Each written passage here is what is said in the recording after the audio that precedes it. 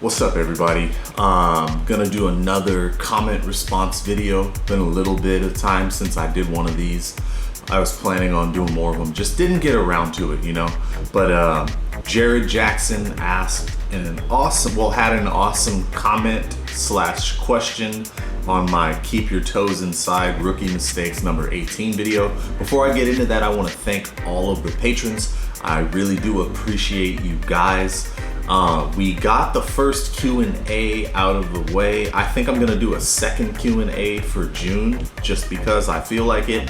The questions were really good in the last one and people responded to my answers with questions already. So why not have a second Q&A if you're interested in that. If you're interested in one-on-one video lessons with me or something like that, feel free to join the Patreon, link in the description. Let's get into Jared's question. So again, this question was asked this comment was left by Jared Jackson, and Jared says, awesome content as always. Thank you, Jared. I find gems even in your absolute beginner content, so thank you. You're very welcome. I can't wait to hear your thoughts in the Mongo video. I've been teaching myself to regular push after going Mongo for years and would love to hear your insights. Also, would love a video with your thoughts on asymmetrical truck tightness and if you personally change your truck stiffness for the occasion or just stick to a set stiffness for all the skating you do. Thanks again for all your tips. You're welcome, Jared. Thank you for watching and thank you for your question. So I'm going to address the truck topic more in depth, but I'll go over a little bit of the Mongo thing just as like a kind of preview for my Mongo video. So my main stance on skating Mongo, and you guys might be surprised that someone my age from my generation thinks this, because I've spoken to people from my generation of skaters even recently, and they're still just like, they hate Mongo pushing. It's aesthetically not pleasing, and then also we had it hammered into our heads back then that it was just not the thing to do, you know? When I was coming up, it kind of had this connotation, like people who you saw skating Mongo, especially in LA and when I skated in Hollywood, it was usually like the kind of drug culture losery guys that people would associate them with skaters, but they didn't actually skate. They just had a board that would be out in the rain and like all beat up. But to the average person, they couldn't tell the difference between this dude pushing Mongo down the street in a tank top to go buy drugs and like us skating, like doing everything in our power to learn as much as we could and experience the world through this wonderful thing, skateboarding, that in the case of someone like me, it kept me out of what I could have been getting into because of the neighborhoods that I grew up in Inglewood and South Central at specific times. And even like in a kind of bad part of Van Nuys where I lived, I moved around a whole lot. Like before I turned 18, I moved, I believe it was like 19 times. So you can get an idea of like the instability in the way that I grew up. And for somebody like me, like I was someone who did well in school and who just had a natural aptitude for that type of thing. But when you move around that much, it doesn't really matter. A lack of stability, it doesn't allow you to get the benefits of something like education that you fully could. Even though I do think that I got a great education, it was in part because of the programs that I was a part of in school, and my teachers, especially a lot of my AP teachers, like some of them were awesome and they exposed us to great stuff, including my favorite teacher who committed suicide while I was in her class. She was AP English language teacher, I believe. Or no, she was 10th grade English, so she was like 10th grade honors English, Miss Saunders, rest in peace. She was a really wonderful spirit. Like she would have us in the classroom during lunch if you were dealing with things in life and you just needed somebody to talk to, which was nice for someone like me because like I was kind of taught not to let certain things out anyway and be vulnerable. And so I kind of just internalized everything. But yeah, for somebody like me, skateboarding, and most of my friends came from similar backgrounds. Like skateboarding kept us out of what we could have been into and we cherished it. So people who you tended to see pushing Mongo, they were like these like like these slacker guys is what I guess is what you would have called them in the 90s and 2000s. And they didn't skate, and they would just do things that gave skaters a bad name, and your average person, that's what they thought of when they thought of a skater, when they thought of skaters. So the actual skate community, like people who put in hours, blood, sweat, and tears for skateboarding, for the love of skateboarding, who believed in skateboarding when, you know, people were frankly trying to attack me and my friends just for skating at our spot, like trying to jump us, steal our cameras, steal our boards, all kind of crap you had to deal with as a skater. We didn't have a skate park we could go to. We were skating at high schools and at the Versatile station, you know, and like people just would do all kinds of crap to you. Like, you know, I've told the story before that like the first skate spot that I was ever skating consistently was like at a bank, just an ATM location, and a dude who lived behind it ended up pulling a gun out on one of the kids because he was some drunk loser who didn't like us skating there, and yeah, he pulled out a gun on a 16-year-old kid, Vincent. So that's what you dealt with in the 90s and with the 2000s, just trying to be yourself and be a skater. So anybody that was gonna kind of like detract from us, from our already outsider status, like skaters just adopted a position against it. So when they saw someone push Mongo, they were like, dude, you gotta stop pushing Mongo. And my theory is that it has a lot to do with that. I'm not actually sure why it is, but my stance on pushing Mongo, to bring it back around, is today, when skating is pretty mainstream and everybody understands that skaters are pretty much harmless and they're just pursuing this thing just like anybody else who's trying to get better at music or who's trying to get better at I don't know, like tightrope walking, or who's trying to get better at playing with a yo-yo, you know, like we're just people who are interested in this thing. I don't really care. I think if you push Mongo and you're not trying to make skating a career, you're just trying to have fun with it, like by all means skate Mongo. But it does present some issues when you're trying to improve your skating, and that's where I'm gonna leave it. I'm not gonna delve any further into those because I'm gonna make a specific video explaining exactly why, the cases for and the cases against Mongo. So I'll make that video soon.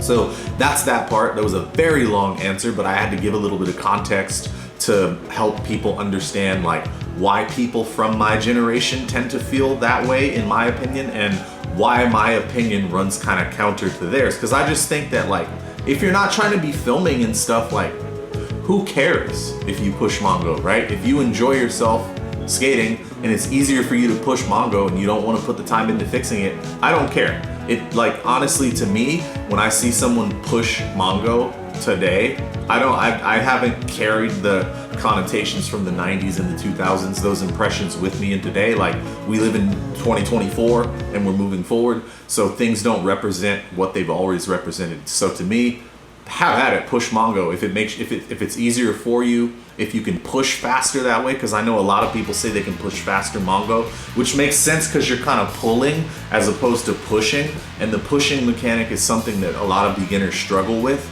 so I get it. Now let's get into the other part of your question, which was also, would love a video on your thoughts on asymmetrical truck tightness and if you personally change your truck stiffness for the occasion or just stick to a set stiffness for all the skating you do. Now this one, I have pretty much always had asymmetrical truck tightness.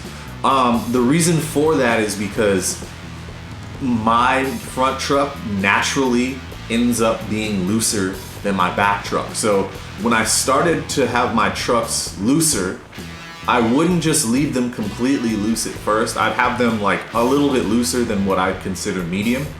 And I would always have to tighten the front truck up to get it to be at the same tightness as the back truck. The back truck would stay the way it was, the front truck would completely loosen. Mainly because when you carve, like I carve with most of my weight on the front foot, so I'm pushing either on the toes or the heels of the front foot to carve my board mostly, and so that makes the front bushing loosen up, tighten up a little bit more. So over the years I've just got used to that asymmetrical tightness, and it also helps because like for like a feeble grind, for example, I want my back truck to be a little bit tighter because I want to have to put more force into it to get it to bend down. Whereas for a crooked grind or a frontside crooked grind, I don't want as much resistance because I'm leaning forward.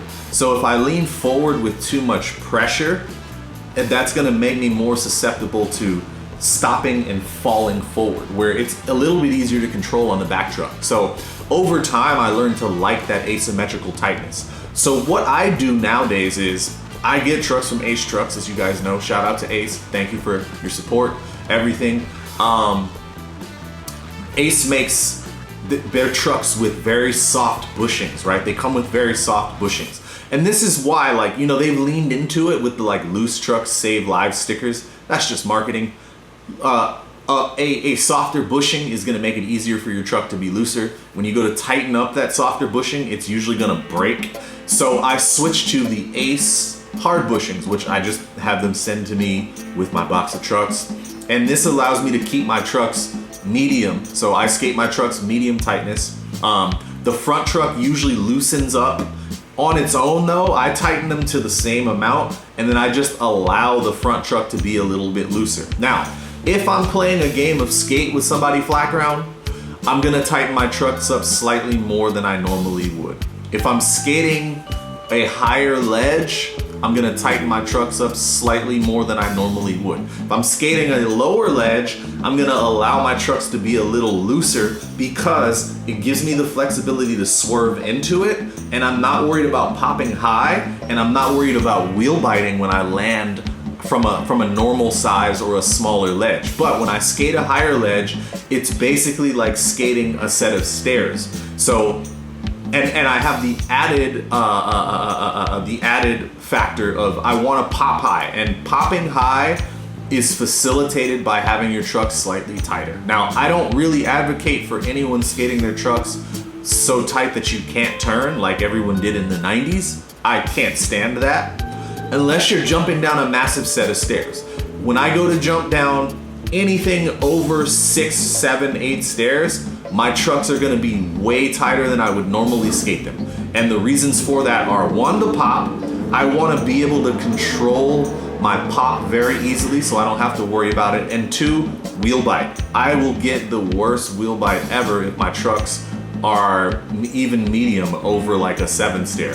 So those are the different situations where I would change my trucks. There are some other ones, like generally if I'm skating a regular sized rail, so that's anything below like a 10 stair, I consider like regular. When you get medium, when you're 10, 11, 12, 13, I think starts to be in big territory. If I'm skating a regular sized rail, I'm going to leave my trucks at the medium point because I'll be able to land unless it's really steep and get away with it, but I don't really skate too many steep rails anyway. But then once I get up to medium, like 10 stair, I gotta have my trucks relatively tight, medium tight. So a little bit tighter than medium, but I can still carve if I need to, because sometimes your entrance to a rail is gonna be a little bit different. But if I get a rail where I have a straight shot and it's nice and wide and I have a lot of ride up, then yeah, I'm gonna have my trucks, I'm not too worried about swerving because I don't have to. I'm gonna have my trucks that medium tight. If I'm doing a trick like a half cab, crooked grind, or a cab to back lip, I might let the trucks be a little looser because I don't need to swerve to make the half cab happen into the tricks, but it is my comfort zone. It comforts me a little bit to be able to swerve into it. It just makes me feel like I'm winding up, and I intellectually know that it's not doing anything to assist me, but it's a part of my comfort. And when you're doing something as difficult as half cabbing onto a back 50, half cabbing onto a feeble, a crooked grind, cabbing into a back lip, you need to be comfortable. That's just how it is. Comfort plays a big role in your skating too. So those are the instances where I change my trucks. Yes, and yes, I do change my trucks. Another thing, if I go skate a mini ramp, part of what makes me not like transition is that if I have a long transition section, me weighing what I do, I'm usually in between 205 and 210 pounds these days. And after about 10 minutes, my trucks start to loosen up, and they loosen up to the point where it's uncomfortable. and where it causes me to fall when I'm skating transition. So when I first enter transition, I'll usually give my trucks a little bit of a tightening. That'll usually be the back truck, not the front truck, because the front truck is gonna loosen up anyway, and I need that one to carve, because as I explained earlier, that's what I use to carve. So I hope that helps. Jared Jackson, thank you for your comment. Thank you for watching the video and taking the time to engage. It really helps. Guys, please like and subscribe. Consider joining the Patreon. Consider picking up a Collage Skateboards deck from www.clubdisc.com. If you're in the Los Angeles area, June 29th and 30th, there is going to be an event on the Santa Monica Pier. I'll be there for my brand Collage Skateboards. Some of our writers will probably be there. You should come too. We're not the only brand that's going to be there. Also, I have a music channel. It's called Dreadward Bernays. Feel free to check that out. It's also linked in the description. Any of the music that you've ever heard playing in the background in my videos, other than the instance where I put my dad playing something or I put one of my grandfather's tracks, it's 99% of the time gonna be my music. So if you're interested in seeing me make it from start to finish, like the last video I upload, I spent an hour recording a 3-part song on my MPC One Plus, playing real instruments into it. I play the bass and the guitar into it. Sometimes I do some processing in the MPC there. The one before that was me recording vocals on the MPC One Plus just to see how that works. I also try out like some analog preamps, give rundowns of my guitar gear, things like that. If you're a musician, if you're interested in that, check out my Dreadward Bernays channel. That's linked in the description too. Thank you guys for watching. Peace.